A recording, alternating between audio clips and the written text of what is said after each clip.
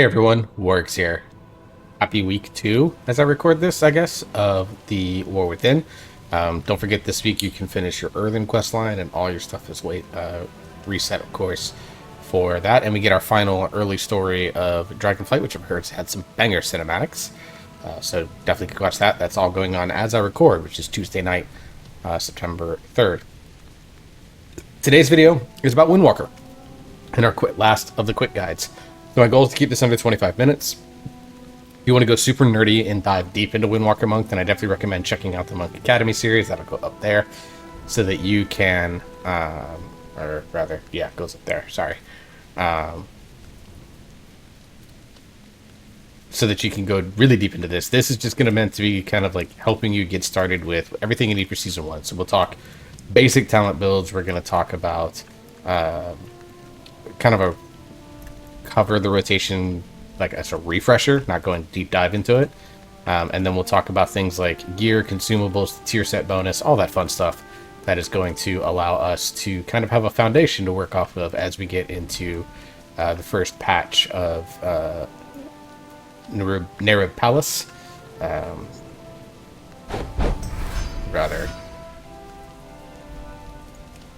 Nerebar Palace, sorry.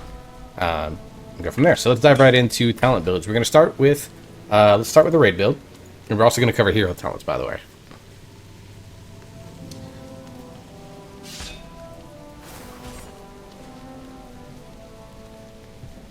All right. So in the raid build, there's a few flex points here.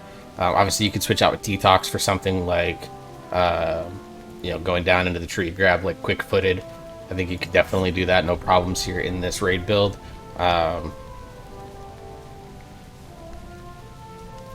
And then you could trade out something like Vigorous Expulsion for like Dance of the Wind, or you can come down and grab like Bounce Back. Do this here, for example, but not what I wanted. That one, this is the one I... Yeah, so you're going to want it for Dance of the Wind, or you could grab... really, that's going to be the big one. So it just kind of plays out like how you want it to kind of stretch forward for you. Lighter than air, you can trade out for whatever you want. You can grab it to grab bounce back if you wanted. There's definitely some options there in the tree, but this tree is pretty standard. Like, you take some utility that you feel like you need and go from there. Again, you can trade out some points in order to grab something like detox if there's a poison cleanse that's going to be useful, etc. But for the most part, I think this is the kind of the core tree. You want to make sure that you grab both Touch of Death talents, grab White Tiger Statue, grab Fort Brew, grab Diffuse Magic, grab Transcendence, and then of course grab your main ones in like Rising Sun Kick and all the DPS increasing talents. Over in the spec tree, we take a big focus obviously onto single target damage. Now it might surprise you to see some of these talents not chosen. So Jadefire Stomp currently is not tuned very well, so we're not using the build on this. You might notice that something like Dual Threat is not being taken. You'd think it would work, but I don't. It's just not tuned well for single target when you compare it to things like Memory of the Monastery giving you a haste stack. You get obviously Knowledge of the Broken Temple with Whirling Dragon Punch. It's really good. Still grab Dance of GG, and you only use Spinning Crane Kick on the proc. We used to grab something like Martial Mixture, but that's kind of fallen by the wayside. And then of course you're empowering Storm Earth and Fire through Drinking Horn cover to make sure that your Storm Earth and Fire lasts as long as humanly possible. A couple notes to take note of. Ferociousness, a lot of people I think are surprised that you see this note here. It doesn't feel like it does a ton. But, I mean, it's free critical strike chance, and it's not crit damage. So, free crit, not a bad thing. Get 4% of a stat during Juen. That's not a bad call at all when it comes to the build. For the hero talents, Shadow Pan is better in both situations. I'll go over what you want to do with that here in just a minute. But for the most part, you want to make sure that you are grabbing, again, your main core talents. Make sure you grab your cooldowns and things of that nature. So like this build is pretty standard. I'll put a import code in the description below to make sure that you have that. So if you need it, you can just copy, paste right into the game. Brawler's Intensity could potentially be swapped out for something like Dual Threat if you wanted to. It's a sim thing. It would definitely sim your character and see if it's going to be something that'll be worth it to you. And then something like Rushing Jade Wind is not going to do a ton. I would love it for it to be good. I think it'd be neat to have, particularly in AoE, but right now it's just not tuned well. So yeah, that's the raid build. It's pretty straightforward. You know, you're going to be using your Zhuan and SCF on cooldown, of course, and then go from there. Now for Shadowpan is, like I said, it's the better of the two. So, Counter the Celestials is fine. Like if you really want to use it, you can, but it's much better in like a true like super bursty style situation, and not a more sustained damage, which is what most raid scenarios are going to be. Here, Pride of Pandaria is simply a little bit better than High Impact, of course, in single target. Here, Protect and Serve or Lead from the front. I think you can kind of pick either one. I don't think it really matters. Because you do take, obviously, Vivacious Vivification in this build, which is right here. So getting the Vivify that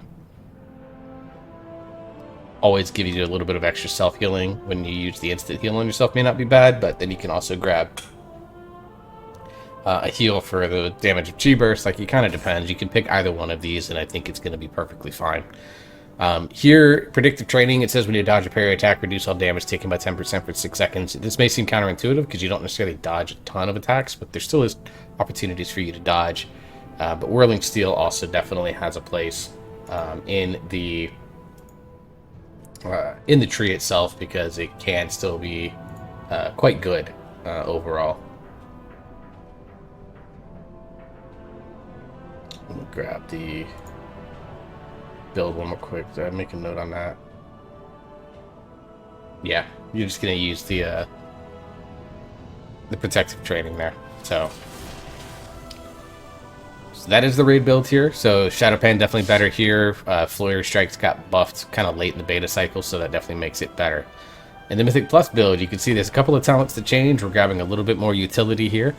Still some flex points here in this class tree. You can take a point out of Energy Transfer, for example, so that you can grab something like Bounding Agility if you wanted to, or grab Jade Walk if you wanted to. Like, this is a point that you can kind of mess around with. Same with Vivacious Vivification, can be swapped into one of these two. Pressure points can be moved over for something like Quick Footed. If you are looking, if there's no like soothe effects that would be in the dungeon, you can just get more value out of this point. And, you know, kind of our three alternative options, which are going to be Bounding Agility, Jade Walk, and Quick Footed. Moving down the tree, some other things to make note of. Obviously, you're grabbing Strength of Spirit because it gives you Expel Harm, more healing. Some other potential points that you could sway around with. Again, Lighter Than Air you can take away if you want to grab Bounce Back, but I just love Lighter Than Air, so I'm never getting rid of it. And Windwalking for Bounce Back can also work as well. And there are some people that are playing like Dance of the Wind a little bit in AoE situations as well. But again, your core is still here. You want to make sure you grab Detox, you want to grab Kick, you want to grab Transcendence, grab your 2 defensive cooldowns, and then both Touch of Death talents along with White Tiger Statue. Those are kind of your most core important abilities along with Tiger's Lust. Over in the Spec Tree, you're going to notice a few things that are different from what we were running towards the end of Dragonflight. First off, Jade Ignition is back. You're not going to try to go out of your way to stack this up to 30. Basically, you're going to use this when you have it, but you want to try to stack this up just a little bit if you can. Again, don't go out of your way to stack it up to 30. If you only have like 15 stacks or something like that, you can do that. Because the gain and the stacks that you gain are for every target that you damage, so you can actually stack this up pretty quickly on a big pull. You'll also notice that we don't have Transfer the Power in this build.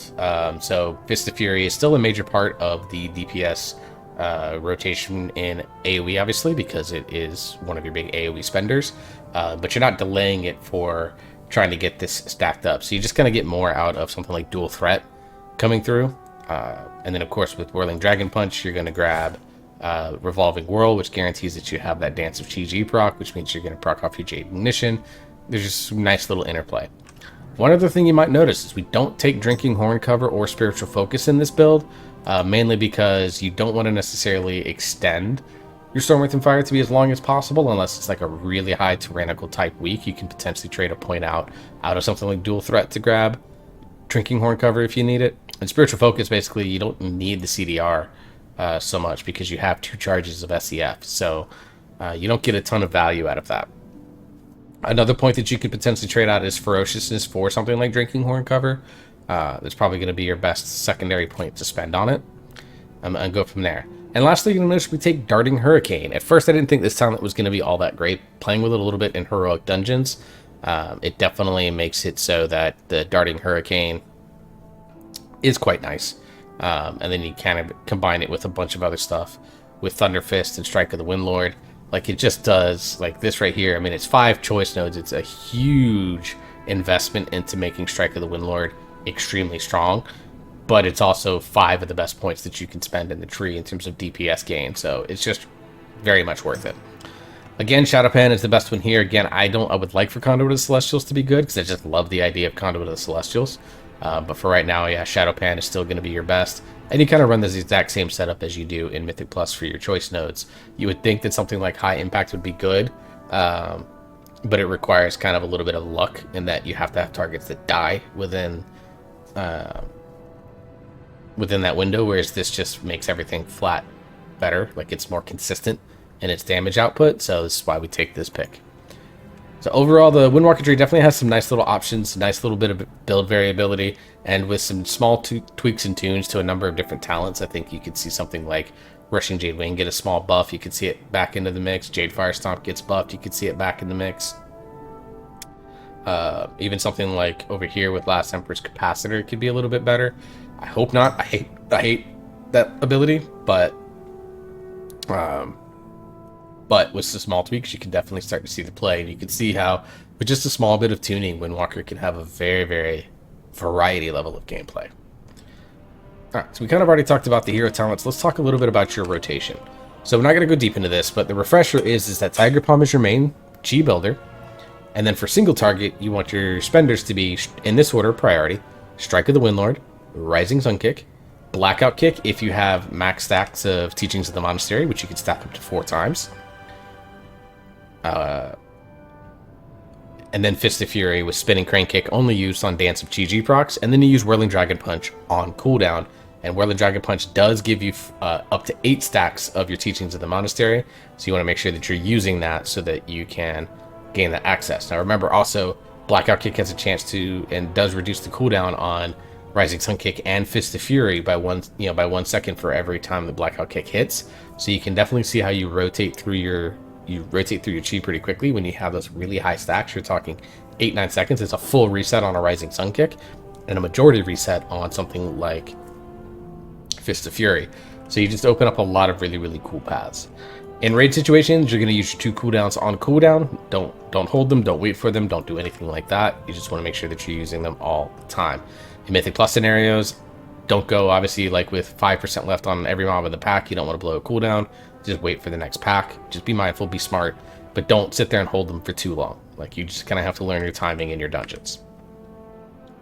So, in AoE, your chi spending priority: Strike of the Windlord, Fist of Fury, Blackout Kick with multiple stacks of Teachings of the Monastery, and then Rising Sun Kick, really just to make sure that you're keeping the ability to get Whirling Dragon Punch off. And Whirling Dragon Punch, or Rising Sun Kick with Juen's Battle Gear, does make it so that you have a big CDR on Fist of Fury. So it's good to use it there, but that gets into like advanced tracking modules and stuff like that. Really, if you're just using all these spenders as they come off of cooldown, you're going to be okay. Alright, so let's talk about your gear. So really, when I talk about gear, we're only going to be talking about trinket setups and weapon setups, because that's right now the most common thing that we're looking at. So let's start with weapon setups. Do we one-hand or do we two-hand? I think that for this patch, and it's strictly because of one weapon, that we are going to be looking at dual wield. If you can get your hands on this, the Void Reaper's Warp Blade, then you are going to be in a very good spot in order to get this. This proc on it is really good. Crit Strike is still a decent stat for Windwalker Monk. It just has a really solid proc. It's very, very good. You're going to want to pair that with this weapon out of Stone Vault, which comes off of Final Boss. That is Elric's Fist of Deception. Crit Haste, so it has the haste scaling in it that we need. Spoiler, Windwalker likes haste now. So a really, really strong weapon here. That said, if you are looking for a two-hander, you're not going to lose a ton of damage, in my opinion, especially if you don't have the Warp Blade. Like, if you're dual wielding and don't have the Warp Blade, you're probably getting as much damage as you would with a two-hander. Obviously, sim. That's going to be the big thing once the sims are all fixed up, because right now they're not. And that's going to come off of Sikrin, and that is the Honored Executioner's Perforator. Again, crit haste, valuable stats, so stats that Windwalker likes. So definitely want to make sure that you can grab this if you are struggling to get your two one-handers. All right, trinkets. I think there are two trinkets that you want to go grab. The first one comes out of, I believe it's City of Threads, or City of Echoes. Yeah, City of Echoes. That'll be the Autakara Sack Brood.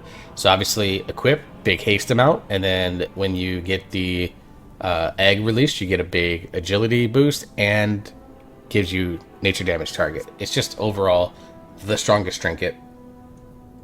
And it has a really high uptime on the agility buff, which is never a bad thing as well. Right.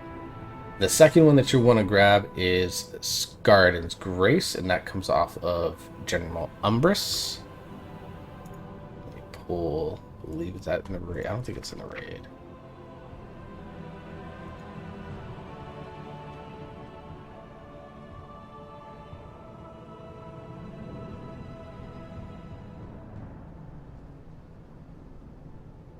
It's going to come out of Grim Batal.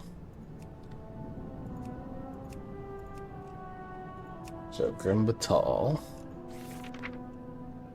Off this boss here.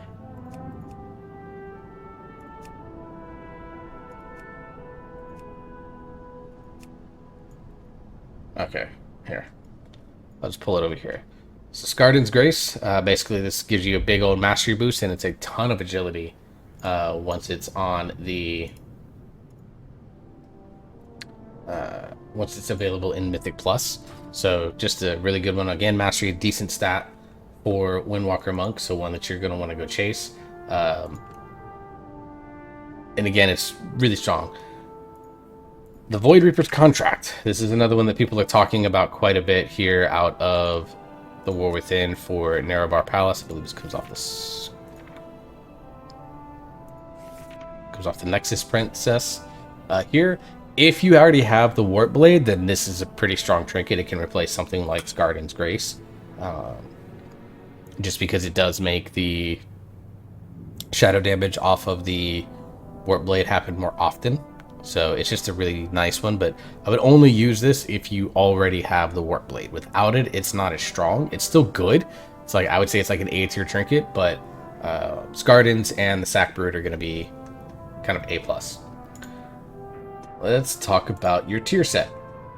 So the tier sets for Windwalker Monk, the two-piece, is that your Tiger Palm increases the damage of your next melee ability by 5%. So when they say melee ability, that means any one of your spenders, so Rising Sun Kick, Fist of Fury, etc. The four-piece is that your other melee abilities then increase the damage of your next Tiger Palm by 25%, stacking up to 6 times. And then 15% of Tiger Palm's damage is reduce its death on the nearby enemies with a beyond 5 target reduction. It's not bad. I think it's slightly above average in terms of how it is. It's a tier set. It's not going to push Windwalkers in the meta. It's not going to push Windwalkers out of the meta. These tier sets are all very boring for the explicit purpose because of hero talent, so don't be surprised by that. Let's talk stat priority. So stats for Windwalker Monk.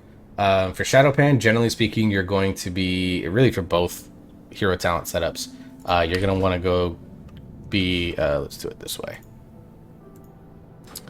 Haste is now going to be our best stats because of things like momentum, dual threat if you run that in like your AoE build, and then there's a talent that the Rising Sun Kick, is it this talent here, Glory of the Dawn, now triggers off your haste instead of your crit, which is what it used to be in the past.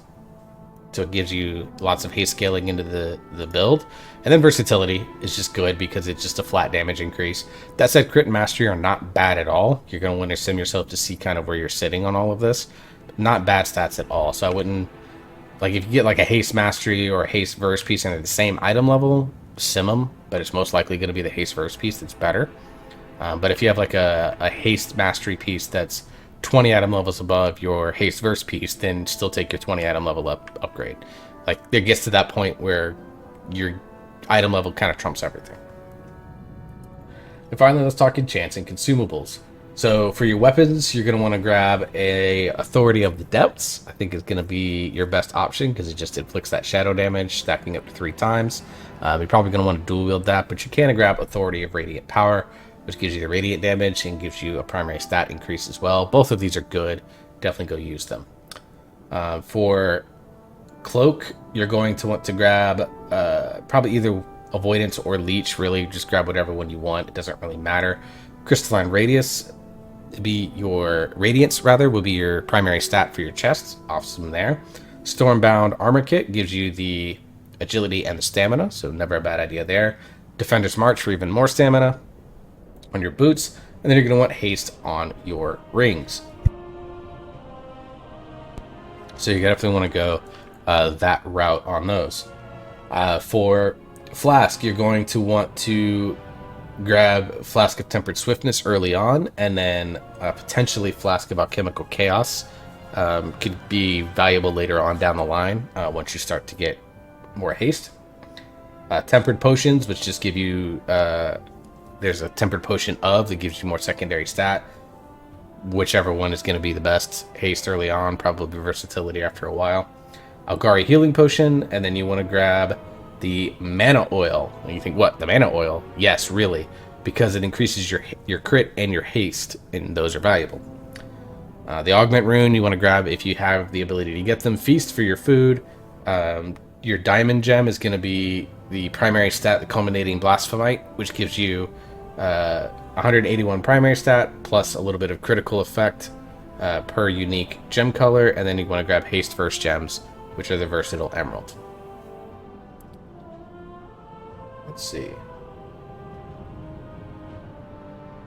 We'll talk more about things like Algari Gems and things of that nature. I can do quick videos on those, and I plan to do so later on. So that's everything that you need to get yourself settled for Season 1. Obviously, things are going to change depending on your gear up choices and stuff like that. So once all the simulations are updated, I'm definitely going to recommend that you sim your character almost after every upgrade that you get, just to see how your stats are being affected by that.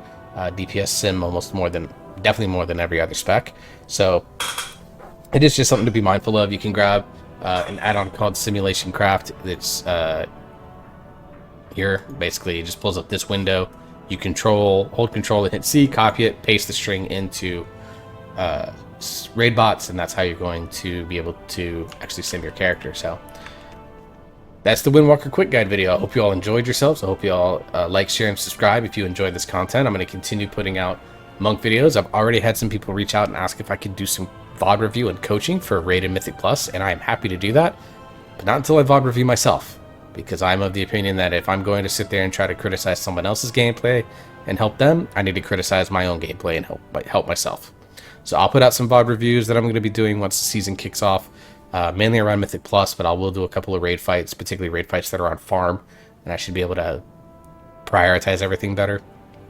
And then if you want those videos, reach out to me and let me know. You can reach me on Discord, you can reach me on Battle.net. We'll talk about how you're going to get VODs to me and stuff like that. And I'll be happy to do those coaching VODs, as long as you are okay with me making them content on the YouTube channel. So until the next video, I hope you all stay safe. Hope you enjoy yourself. If you're having fun, you keep on gaming. We'll see you next time.